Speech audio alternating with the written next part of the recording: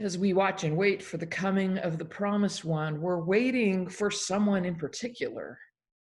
We're waiting, as people always have, for someone to come and fix everything that we see that is wrong with the world.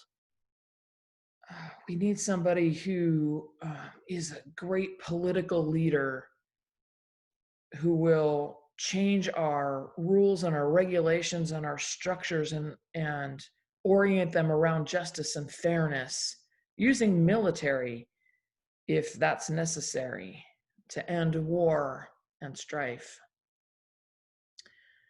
We're waiting for a compassionate leader, someone who sees the needs and the suffering of people, even down to the individual, and enters in with relief and care. And we're looking for a spiritual leader, someone highly devoted to the God of the universe, whose actions are guided and given by God and not by self. Maybe you heard Micah 6:8 in what I was saying, for even ancient people have cried out for justice, mercy, and a humble relationship with God. But because we Christians know the story beyond Advent, we know that God doesn't send us that kind of a leader. God sends us God's very self, encased in flesh, to show us how to live and how to be, who suffers and dies, rises again, and then sends the Holy Spirit, whom even death cannot defeat, to live inside of us. In Advent, we carve out a space for the incarnate one, and that the Holy Spirit might indwell in us. That's the one who's coming. In other words, no one else is coming. We don't need anybody else.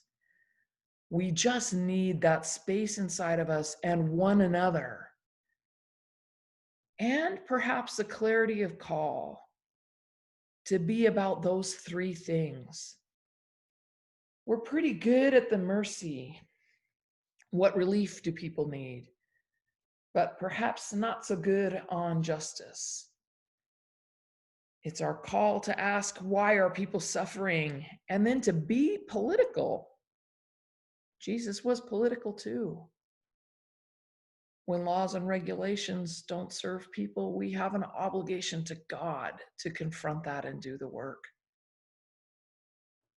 Confront that, do the work of justice, but also to give mercy the whole time, taking our directive from that indwelling Holy Spirit, the incarnate one within us and within one another. And to listen to that call outside of us that calls us into a merciful, just, and compassionate future.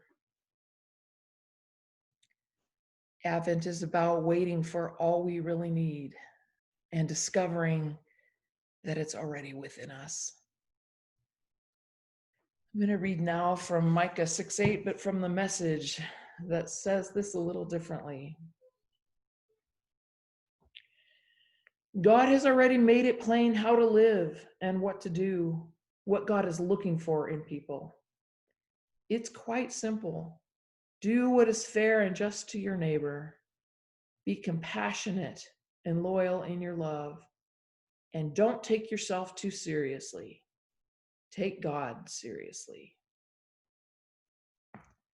Do justice, love mercy, walk humbly with God.